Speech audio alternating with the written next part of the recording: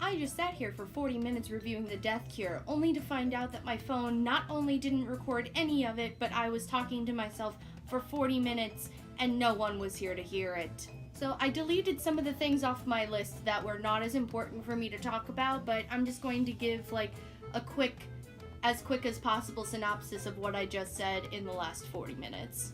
As it was for the first book and the second book, the romantic subplots make me want to puke, the love triangle doesn't exist, and I don't like Teresa. She's still a bitch. I don't like her. I don't trust her. I am not Team Brenda nor Team Teresa. I am Team Nobody at this point. I ship Newt and Thomas more than anything. Like, I ship them as friends. I don't even ship anybody romantically in this series. Whenever the boys say like their versions of curse words like shuck and shank and slum it, like it still makes me giggle a little bit.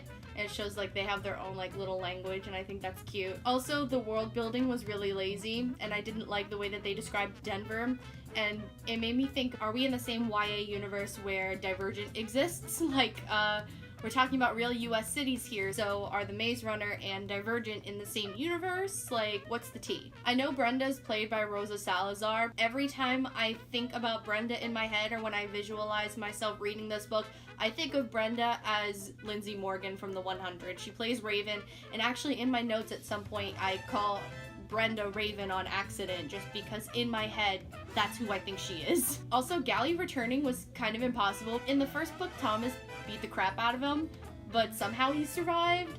But in the movie, Mino totally kebabbed him. There was no possible way that Gally survived that, but still, I digress. I guess he survived. I don't know how they're gonna do that in the movie, if that's just gonna be like it was a miracle. In Denver, where they said they had a meal at the mall, they got a cab, and like Jorge paid the cabbie with cash. I was like, where am I? Honestly, like, am I in the dystopian future or am I in New York City? Did the cabbie drive a Prius too? Let me know in the comments. The first 2/3 of this book were really all over the place and just straight exposition, and then the last third of the book, like after Newt died, it was just straight action, and that was just really confusing to me because it was just all this setup and building and everything, and then it just like went and fell off the cliff.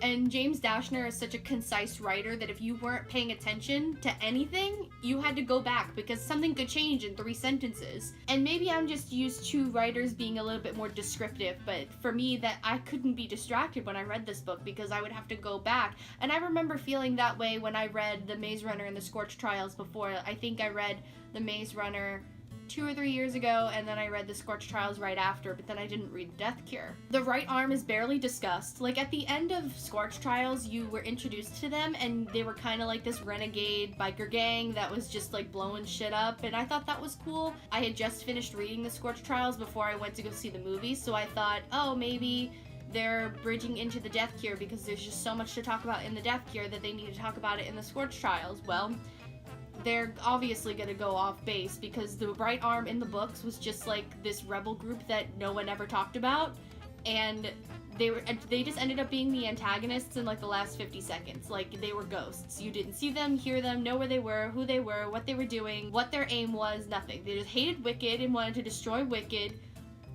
and that was the end of that. The Wicked is good part, coming full circle with Chancellor Paige being the one that saved them, was lazy. That was honestly the laziest outcome I could have ever imagined. Also, Jansen having the flare and then sacrificing Thomas for a meh, maybe this'll work cure was also lazy, because selfishness is totally the A1 prime motive for villainy. Totally. Chancellor Paige orchestrating all of the immunes disappearing, and then it turns out that she did it all along, was also really lazy, because a good 1/4 of the book is going on and on about discussing, like, where the immunes are, who's taking them, why are they taking them, why does everybody hate them so much? Like, you're in a city where they say, oh, everybody hates immunes because they're immune and they can't get sick and they're disappearing. Like, you think this whole time that people are killing them off, but really the leader of Wicked turns out to be the good one, is like kidnapping them and placing them in the only place where no one would think to find them, and says like, oh, you guys are the real key to like saving the universe. lazy. I almost wanted to believe that the Denver scenes were a commentary on modern society because it was dystopian but relatable, like almost like a cautionary tale. The city scenes and the Scorch trials were like straight dystopian. There was no mistaking what genre you were watching when you were seeing all the city scenes and the Scorch trials, but also because I think that they were, you know, out in the middle of a desert. But the city scenes in Denver were just so lazy when it came to world building, and it makes the dystopian theme feel really blurry because James Dashner puts in these certain things like all the technology that Wicked uses, and then he does things like put electricity in the Glade, and he puts cabbies in Denver, and then you have this equivalent of a dystopian Starbucks. I mean, come on, that coffee shop scene?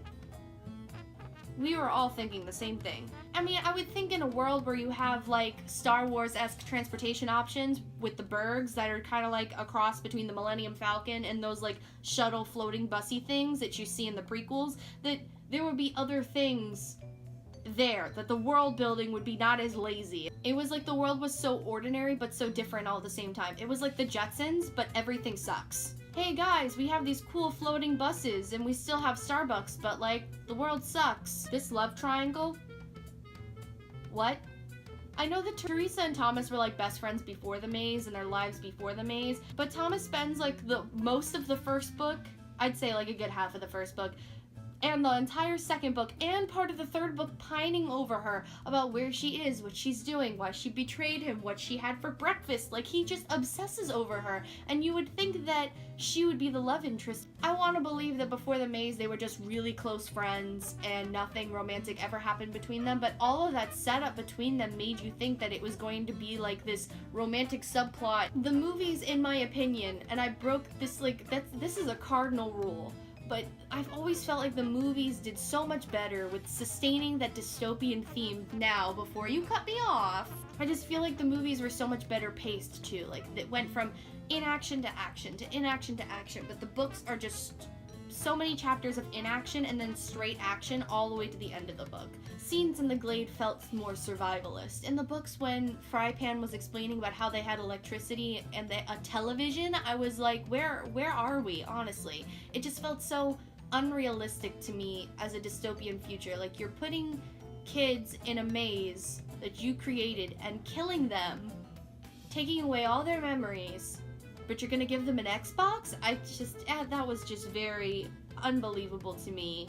The deconstruction of Newt's character was probably the saddest thing that I had ever encountered, because he was always the one that kept everybody together, and he was the one that thought everything through, and Minho, especially in the third book, is very impulsive and reckless and angry, and Thomas starts to become the same way, but all up until this book, Newt has always been the one that thinks things through and is the glue that holds everybody together. But then when he finds out that he's not immune and that he's sick, that just all goes downhill for him, and you could see he gets angry and he's mad at Thomas and Minho. He becomes distant from them. It breaks my heart for him because he just becomes slowly more and more unhinged.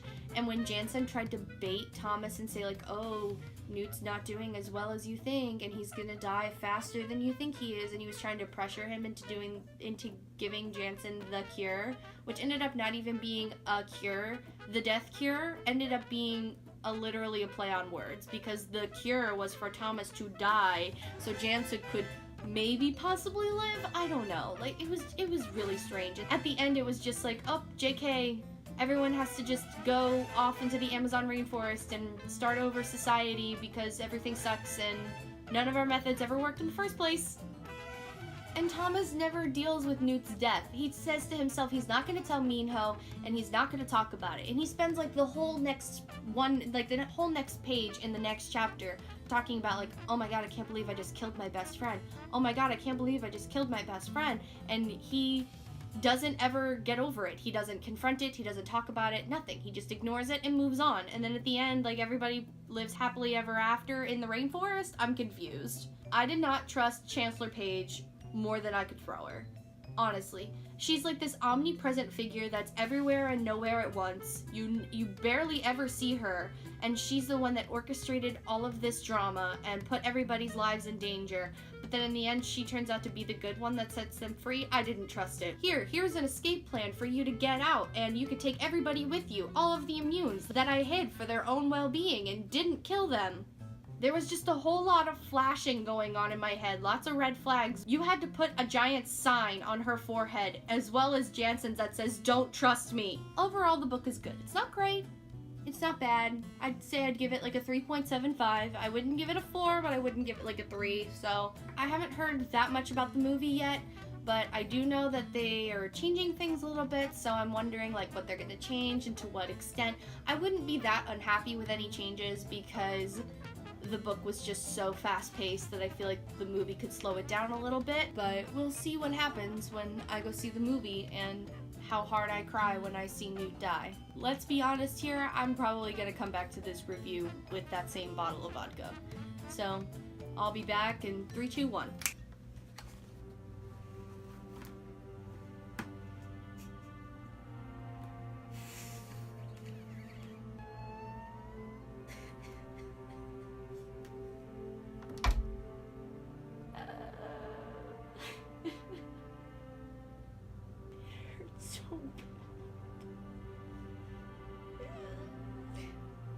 You know, I might have given the indication earlier that I didn't like the book.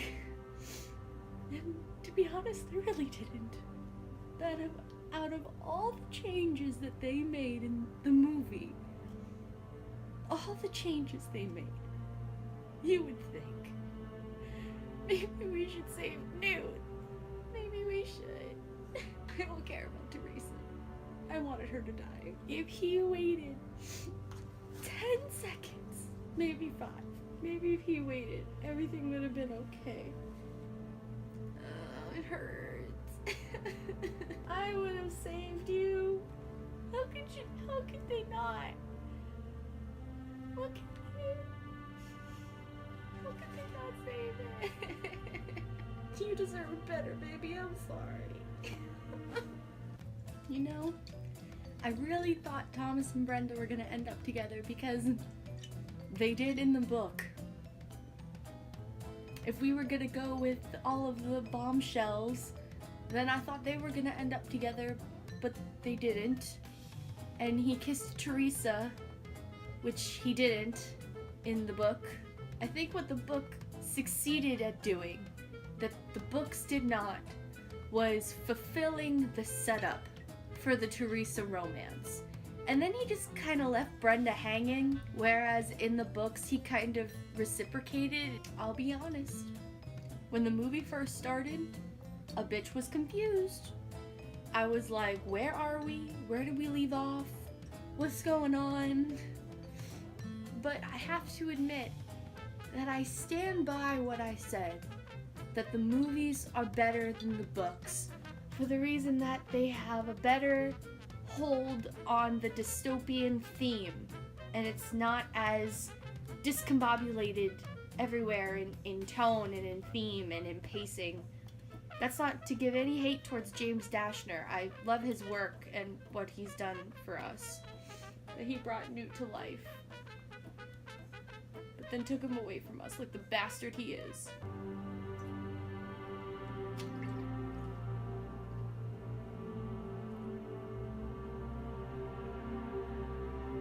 Still hurts. If I were to give the movie a scale on a rating of 1 to 5, like I did the book, I gave the book a 3.75 because it wasn't good enough to be a 4, but it wasn't bad enough to be a 3. If I were to give the movie on a scale of 1 to 5, I'm gonna give it a 4.5, just for overall everything. Like the fact of having a actual physical cure, and it's not just a metaphor, it's a real thing. Taking points away because Thomas almost died, and I thought he was gonna die for a hot second. A little bit away because Teresa and Thomas kissed. But mostly, it's because they didn't save Newt. And out of all the changes, basically, if you have not read the book, you're gonna be okay. You're not missing anything. Really, honestly, you're not missing a thing. They didn't go in line with the book at all, and in a way I was thankful for it. Really, the only movie that's been semi-loyal to the source material is The Maze Runner. Second one, it wasn't, and third, obviously not. One thing that had me confused for a good minute was the fact that the right arm and the crank army were two different things. Because here we had in the books where the right arm ended up being the ones that like took over everything, and they were the ones that messed up the city, and they were the ones that destroyed Wicked. And Gally was aligned with the right arm, so he ended up being on like the bad guy's side. But then in the Death Cure, there was a crank army that Gally was a part of, even though he was immune, and then he ended up fighting with the right arm. Like there was like an additional antagonist, and the right arm was made the good guys again. And that's what I thought they should have been this entire time, is they should have been the good guys. But the book never really gave them that opportunity. And I don't know, I kind of liked it that way, but I was just confused for a hot second, because when they ran into Gally, I was like, oh look, it's the right arm, and then I was like, wait a second, we already met Vince. He's the leader of the right arm. He was there in the beginning, and they met him in the Scorch Trials. Wait, so who's Gally hanging out with? I like that Minho acknowledged that he basically kebabbed Gally, and he somehow miraculously survived. I liked that he pointed that out, and Gally just played it off like, meh, people make mistakes. I think the positions of Minho and Newt kind of switched around in the book to movie, because in the book, first of all, Minho wasn't even like kidnapped. It was Thomas that was kidnapped, but Minho was never taken captive by Wicked, and they never had to go rescue him as far as I remember. If they did, it was resolved very quickly. In the books, they basically told Newt to sit put because he was sick, so they like left him on the Burg, and then he got kidnapped and put in the Crank Palace, and then they had to go get him, and then he basically said, leave me alone, and then Thomas shot him, and that was that. But no, this time Newt stuck around, and Minho was the one that did nothing but be bait. So I feel like that was a disservice to Minho's character, but I appreciated that they played up Newt a little bit, and I also appreciated how much Gally was really involved. It gave him a bit of a redemption arc that he really deserved, because Gally wasn't a bad guy. In the maze, he was looking out for everybody's safety, and he thought Thomas was a threat to that safety. So I don't really blame him for being the antagonist in the first movie. I still don't like Teresa, even though she might have kind of sort of redeemed herself. She just kept going back and forth. Like, she was pretending to be on Jansen's side, and then she was on Thomas's side, and she just kept flipping so many times. Like, she stayed true to her character from book to movie, because all she did was continually switch sides. I'm really wondering if they're going to do the kill order and the fever code. I wouldn't be shocked, considering that the series has been so popular, but I'm not quite sure how the masses will feel about prequels. Prequels can be kind of touch and go. I mean, let's not talk about the Star Wars prequels, but I'm talking about the Star Wars prequels. Overall, I would say that my experience with the movie was better than my experience with the book. I think the book was just stylistically not for me, but the plot, of course, was good. I think maybe I'll give the Kill Order and the Fever Code a chance eventually, but right now I need to move on to other books that I need to read. I still need to read Lady Midnight and Carve the Mark, so I think I'll do Carve the Mark next, because Lady Midnight, I own Lord of Shadows already, so if I do Carve the Mark and then Lady Midnight, I can go straight into Lord of Shadows, and I'm not going to go between books and skip around and forget what's going on. So yeah, I think that my heart has been destroyed, and I wish Newt lived. Oh baby, you deserved so much better. I'm sorry. So yeah, I'm just gonna go crawl in bed and cry and dream of a world where they saved Newt in the movie, because they totally could have. Okay, everybody, don't forget to like and subscribe, and for every like and new subscriber, I'll tell Lachlan he's a good boy. Thanks for watching me cry on camera. Bye!